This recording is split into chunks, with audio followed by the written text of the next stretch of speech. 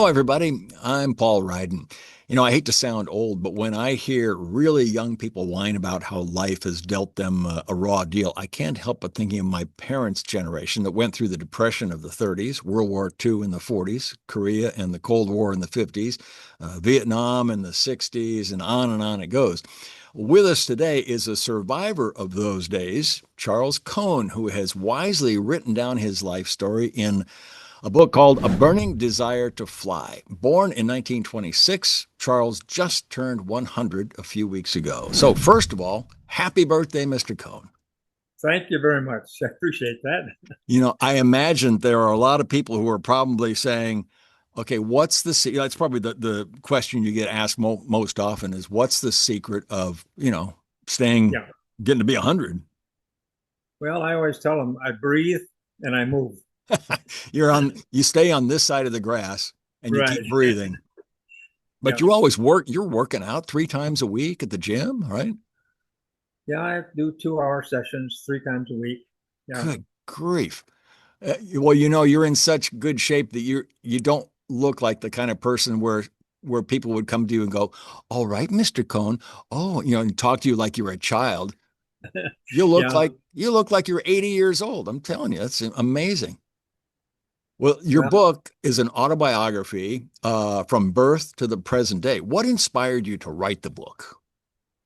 my son encouraged me to write up about my early life because, he's in Texas and I got 22 kids, grandkids, great grandkids, and so forth down in Texas.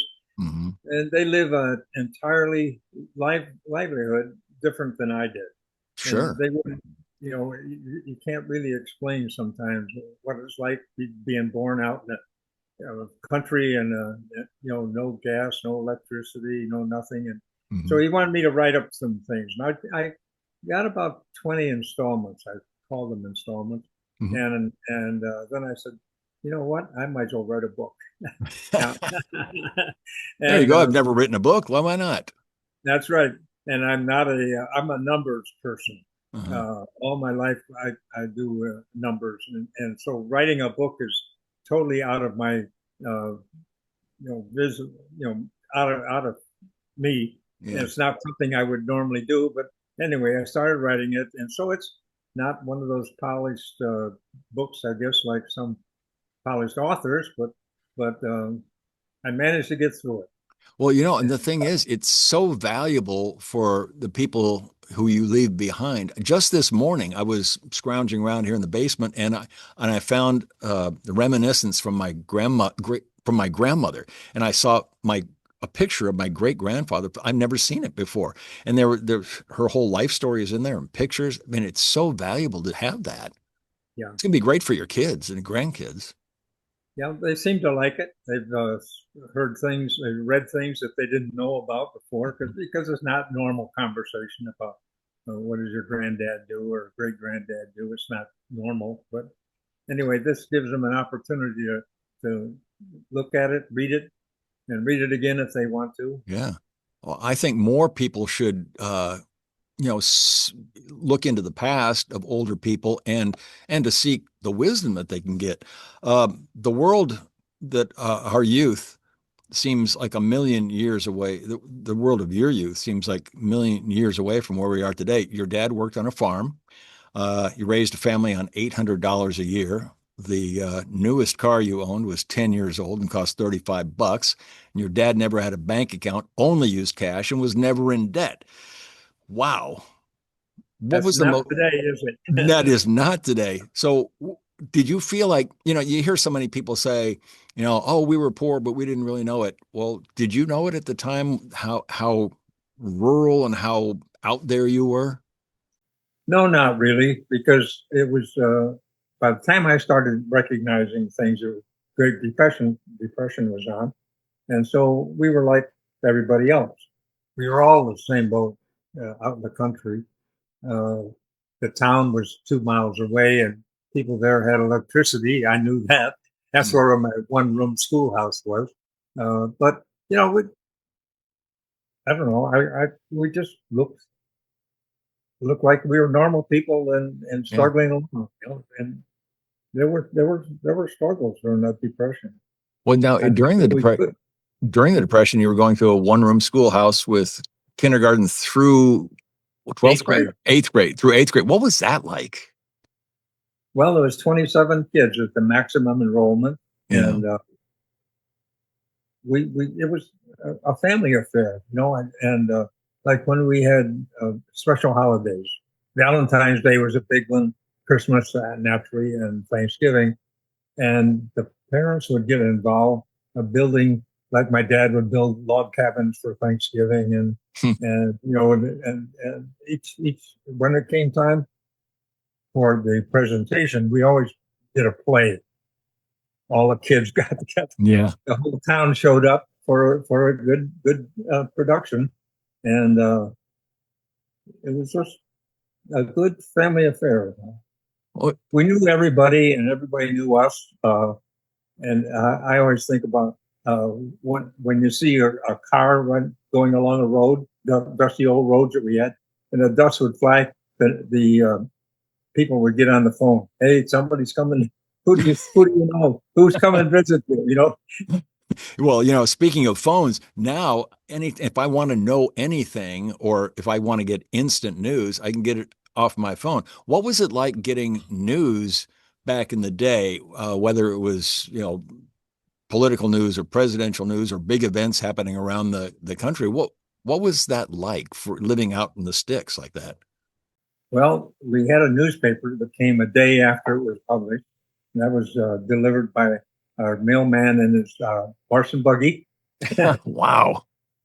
Yeah, and my dad strung up a wire for aerial and hooked up a car battery, so we had a radio, uh, limited radio. Yeah. And uh, when I got to high school, then things, I became aware of more things going on in the world. Uh, when you're out in the country like that, you're mostly concerned with surviving. I Yeah. mean, I don't mean to make it sound like it's terrible, but Well, yeah, but you're it's daily living. yeah, you got things happen like my grandfather. One of them was killed by the bull when he was dragged him into the pen and stomped him to death, and things like that are normal. Can I say normal? Yeah. That's the way life was, and you Mhm. accepted it. Yeah. And the kids were born in houses, generally speaking. I Yeah. think all brothers and sisters were all stepsisters and brothers, but they were all born in the house, and so it's Well, not like it is today. well, these days it seems like you can't even think of what life would be like without a phone or instant access to things, but you didn't have access to things and I guess you didn't, well, you can't miss don't know what you don't know, but it's but it was a simpler life and I think in some ways even though it was less there were less conveniences, do you think in some ways it was a better life then? It's I a don't know. trade-off, I mean, we have so I many don't. conveniences and Yeah, I don't know if it was better, but people say what was the best part of the book and stuff. And actually, the best part was writing about my young childhood. When I first started splitting wood, I became a big hero. I'm a grown person. Well, yeah. that lasted for 5 minutes, and and and when I could haul a big pail of milk, now I'm becoming a person. Yeah. Things like that today, people wouldn't understand Yeah. how that could be or how you could think that way, really. But uh, I was only looking forward to getting away from it. And even when I was very young and doing that, in my mind there was airplanes, and Yeah. that's all I wanted to do. And I was going to go there some way or another.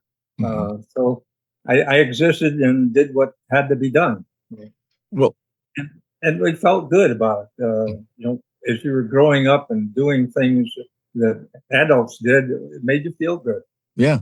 Well, you started off, your life started off tough because your mom died just a few weeks after you were born. Yeah. Your dad remarried, but he married what? He married your Aunt Irma, who became your mother, and your dad became your cousin. Now that sounds like a soap opera right there. Yeah. Yeah. He married my cousin. And Okay. so my uncles and aunts became something or other, Yeah. and my aunts became my grandmother. Yeah, it was confusing at times. Well, Uh, how did you pursue this burning desire to fly? You had to go out to Buffalo, I think was the first big city you went to. And yeah. what was it like going to the big city for the first time for you? And how did that help you advance your desire to fly? Well, I already had the desire, uh, and I had never been in the city, as you mentioned. So a friend of mine who was in the grade school, he had lived in the city before, and he was pretty wise to the city, and he went with me. And I mentioned in the book that we went to a restaurant to eat, and I was totally blown away by that. All these people looking at me eating. I don't know. That's not something I want to do. But I survived that. And when it came time to a menu, I didn't know what a menu was, but he explained to me, and on there was steak. Well, I knew steak because we killed a cow, and Yeah. that was steak. So yeah, it was an experience. The real experience came when I went to Rochester to enlist in the Navy. That's where I rode the milk truck. The milk truck came around and collected milk from all the farmers, Mhm. and so I hitched a ride with him to the city.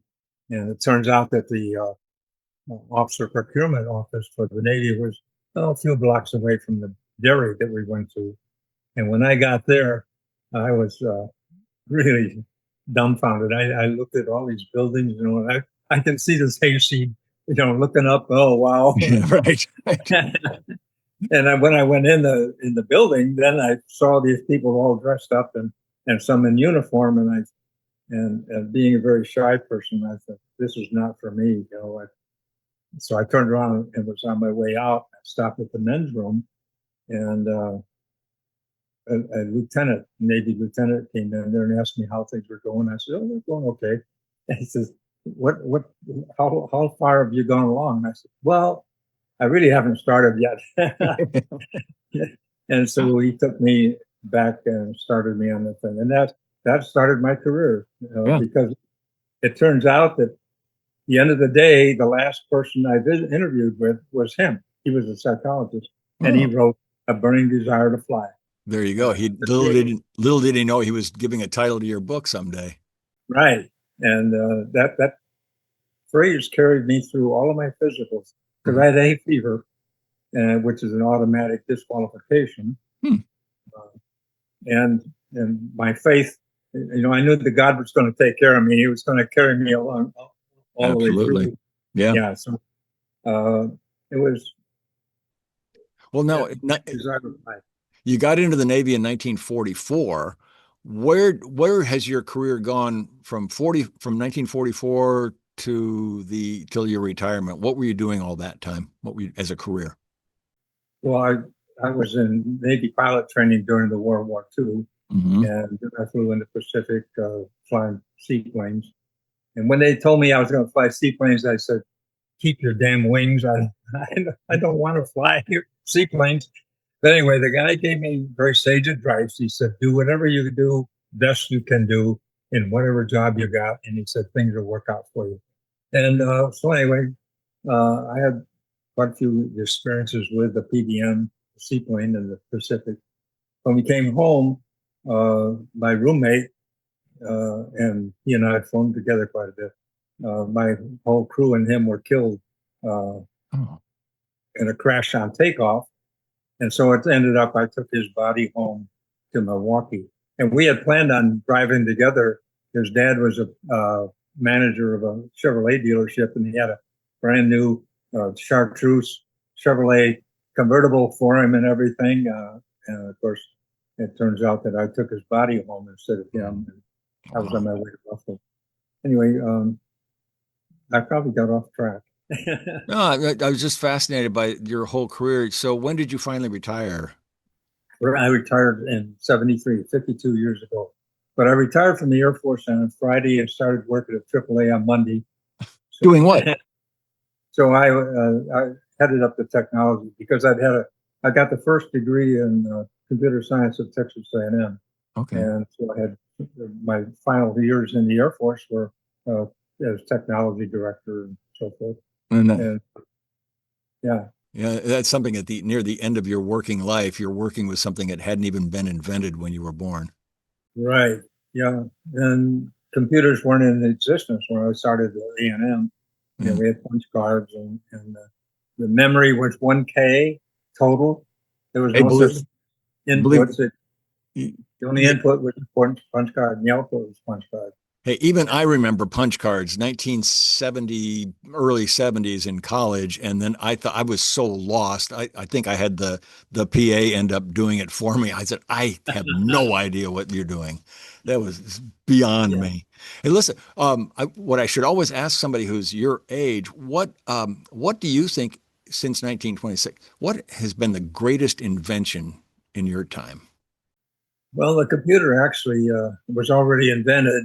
Wasn't common, but I started in '63, and I think that when I look at my watch and see what is on that watch, and I think about what I started out with, it's just mind-boggling. Yeah. It's I think that's the greatest thing. I mean, other people may think of something else, but airplanes were moving along, and they've come a long ways. And you know, I started with an airplane that had just a tachometer, an oil pressure indicator, and airspeed, and that was it. And our uh, our turn coordinator, we call it, that was hung from the ceiling with a string and a Oh, bump. yeah. Yeah. Yeah, as long as that was straight up and down, where you were doing okay. Yeah. Uh, Those are your instruments. yeah, right. But I don't know. I think the computers are just beyond our imagination. I remember I was writing with my one of my professors in those first year, and we were to write something about what we thought computers would be. Well, we didn't have any idea like this, but I did say that I thought that eventually that corporate presidents would have a computer that they bring up from their desk and take a look at it. And he said, "You can't do that. That's not." Yeah. He wouldn't let me. He wouldn't let me produce put that Uh, in writing you were because ahead, you were ahead of your time. yeah. Anyway, Wow. Wow. Well, born in the during the administration of Calvin Coolidge, and here we are in 2000, whatever this is, 2026. Wow, that's what a life you've lived. And I bet this has got to be a great read. And so I really hope that not only your kids and your grandkids and your great grandkids enjoy this book, but I know a lot of people who are just interested in history will really get a kick out of this book. The book is called A Burning Desire to Fly by Charles Conn. And Mr. Conn, it was a pleasure talking with you, and I hope you have a great rest of the day. And you're halfway through your life now, so thank you very much. I appreciate the opportunity. you bet. And I want to thank you folks for spending a few minutes with us on the Global Book Network. I'm Paul Ryden. We'll see you next time.